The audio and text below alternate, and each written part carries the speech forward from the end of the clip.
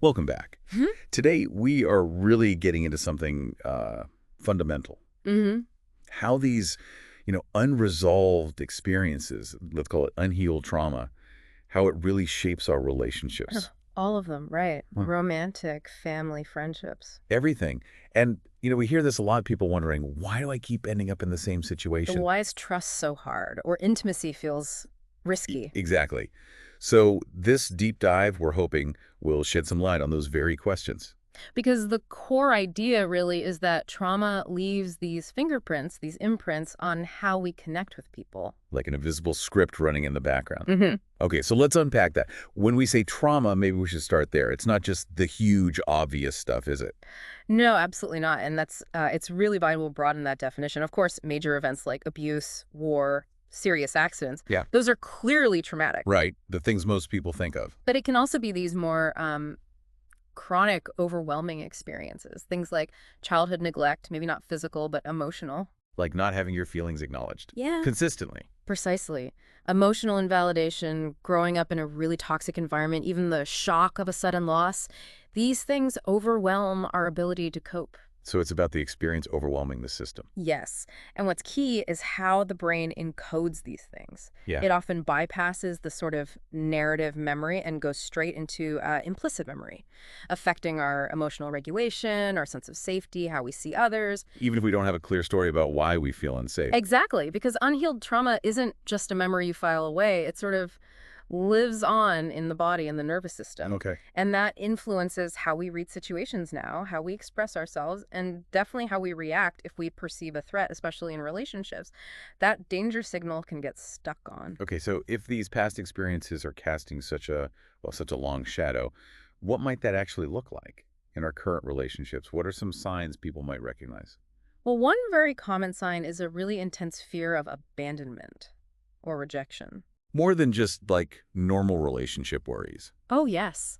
It can drive behaviors like becoming maybe overly clingy or constantly needing reassurance. That must be exhausting for everyone involved. It is, or being hypersensitive to any perceived distance or criticism. And sometimes, paradoxically, people push others away first. To avoid being pushed away. Yeah, A self-protection thing that backfires. exactly. It's tragic, really.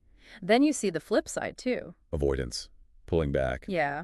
An avoidance of intimacy, maybe feeling emotionally numb or just keeping people at arm's length. Vulnerability feels dangerous. Like opening an old wound. Precisely. It's a protective shell, but it keeps connection out, too. And what about that pattern of always putting others first? People-pleasing. Ah, yes. People-pleasing or even codependency, that often comes from early experiences where maybe the message was, your needs don't count. Or you have to earn love by taking care of others. Right. So you learn to overgive, you neglect yourself, your boundaries get completely blurred, you kind of lose yourself in the relationship. It's a survival strategy turned default mode. And then there's the feeling of always waiting for the other shoe to drop. That hypervigilance. Hypervigilance is a big one. And the related trust issues. If your past taught you relationships aren't safe, you might be constantly scanning for danger. Reading into things. Assuming the worst. Exactly. Interpreting neutral comments negatively, struggling to believe someone's good intentions. It's like being on high alert constantly. So draining. Wow. And you mentioned something about repeating patterns.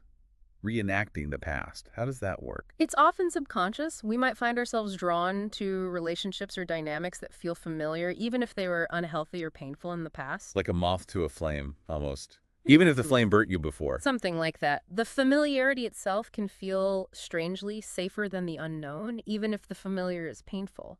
It's predictable chaos versus unpredictable anything else. That's quite a thought. And then those sudden, intense emotional reactions, the ones that feel out of proportion. Emotional flashbacks, yeah. These aren't necessarily memories of the event, but feeling the emotions of the past event intensely, right here, right now. Triggered by something small in the present. Often, yes. A partner's tone of voice, a specific look, something seemingly minor, can unleash this wave of old fear or anger or sadness. The body's reacting to the past threat, not the present reality.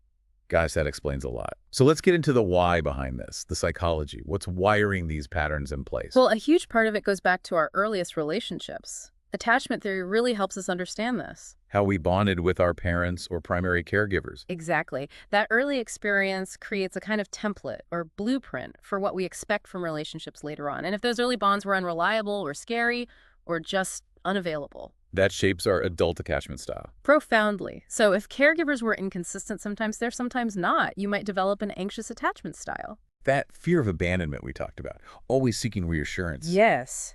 Constantly worried the connection is fragile. No. Then if caregivers were maybe emotionally distant or dismissive, You might learn to shut down emotionally. Avoidant attachment. right, you prioritize independence to an extreme. Avoid vulnerability, suppress your needs for connection. It's a defense, really, against expected rejection or disappointment. Makes sense. And you mentioned a third style, disorganized. Disorganized attachment, yeah. This one's often linked more directly to unresolved trauma, like witnessing scary behavior or experiencing abuse from a caregiver. It's a real mix. Like wanting connection, but also being terrified of it. Exactly, that push-pull dynamic. A deep longing for closeness, but an intense fear of it simultaneously. It can lead to really confusing behavior in relationships. Wow. And this ties into the nervous system too, right? You said trauma lives there. It absolutely does. Trauma can basically rewire the nervous system, leaving it stuck in a state of dysregulation. Think of it like your internal alarm system being way too sensitive or just stuck on. So you're perpetually in fight, flight, or freeze. Or even fawn, the people-pleasing response. Often, yes. Instead of easily flowing between calm and activation, you get stuck. So in a relationship context, a minor disagreement can trigger a massive internal threat response. Like a small argument feels like the end of the world, physiologically. Pretty much. Your body is reacting as if it's in mortal danger, even if consciously you know it's just a disagreement about, I don't know, chores. And this explains why sometimes even positive things, like affection, might feel weird or unsafe. Absolutely. If your system is primed for threat based on the past, even expressions of love or closeness can trigger suspicion or anxiety. Safety itself feels unfamiliar, maybe even dangerous. It's a total mismatch. This is really starting to connect the dots. Understanding this is huge. But okay, the big question. What can people do about this? If this is resonating, where do you even start with healing these patterns? Right. And the good news is healing is possible. The absolute first step, the foundation, is awareness, just noticing. Recognizing the pattern, saying, oh, there it is again. Yes. Seeing it play out in your relationships and connecting it, maybe tentatively at first, to those potential roots in past experiences. That alone starts to shift things. It gives you a tiny bit of space. From feeling totally controlled by the reaction to observing it. Exactly. That's Yeah. incredibly empowering. Then, of course, seeking support is often crucial. Therapy. Therapy, yes. Particularly trauma-informed therapy. There are specific approaches that are really effective. Like what? What should people look for? Well, things like EMDR, eye movement desensitization, and reprocessing that helps process stuck traumatic memories. Somatic experiencing is another, focuses on releasing trauma held in the body. Working with physical sensation. Mm-hmm. And IFS, internal family systems, helps you understand and heal the different parts of yourself affected by trauma. These aren't the only ones, but they're common and effective. Good to know. What about things we can practice ourselves day to day? Definitely. Learning to recognize your triggers is key. That moment where you feel that intense reaction starting. Yeah. Try, if you can, to pause, just for a second, and ask yourself, is this feeling mostly about right now? Or is it bringing up something old? Is this about now or is it about then? Exactly.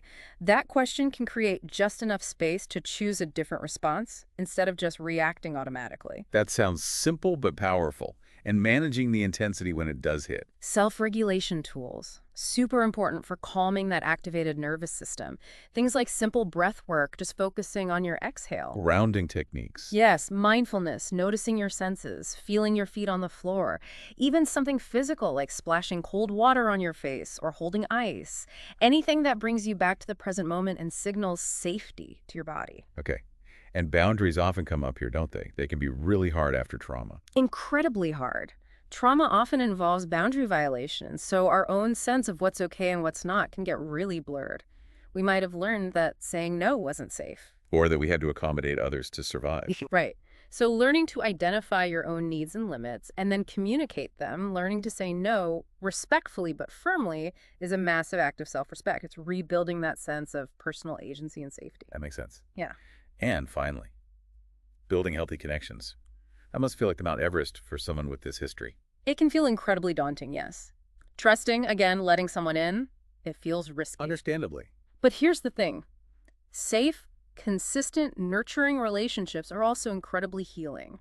They can be the antidote, maybe starting small. With people who feel relatively safe already. Yes. And allowing yourself gradually to be seen, to receive support, even when it feels uncomfortable. Recognizing that discomfort isn't always danger. Sometimes it's just new territory. It's moving beyond those old, protective, but limiting patterns. This feels really important. It ties into the bigger picture, right? Mm. Why does tackling this stuff matter so much? Not just for us, but maybe more broadly. It matters profoundly because, look, the trauma itself, never your fault. No one asks for those experiences. Of course not. But the healing journey, that is our responsibility. To ourselves, first and foremost, but also to the people we're in relationships with. Because unhealed stuff doesn't stay contained. No, it ripples out. It affects how we interact, how we parent, how we show up as friends, as partners. It can unintentionally perpetuate cycles of pain or misunderstanding. So doing our own inner work actually benefits those around us too. Absolutely. When we start to heal, we shift those ingrained patterns. We can show up with more presence, less reactivity tied to the past. More capacity for real connection. Yes. More ability to give and receive love freely. To build relationships based on genuine security and groundedness, not just fear and echoes of old wounds. It changes everything. That's a really hopeful way to frame it. A path towards transformation. It truly is. Reclaiming that capacity for connection that's inherently within us. So if anything we've talked about today has struck a chord with you, maybe sparked some recognition, please hold on to this. You are not broken. Not at all. You are healing. And choosing to heal, choosing to look at this stuff, that takes incredible courage. It really does. Be kind to yourself through it. Yeah, it's a process. It takes time, definitely takes self-compassion. There will be good days and tough days. Thank you so much for joining us for this deep dive, for exploring this with us. Thank you. If you found this valuable, maybe consider liking, subscribing, or sharing it with someone else who might benefit. We'd actually love to hear your thoughts or reflections too, if you feel comfortable sharing. Yeah, absolutely. Until next time, please, take really good care of your inner world. You might be surprised just how much it shapes your outer one.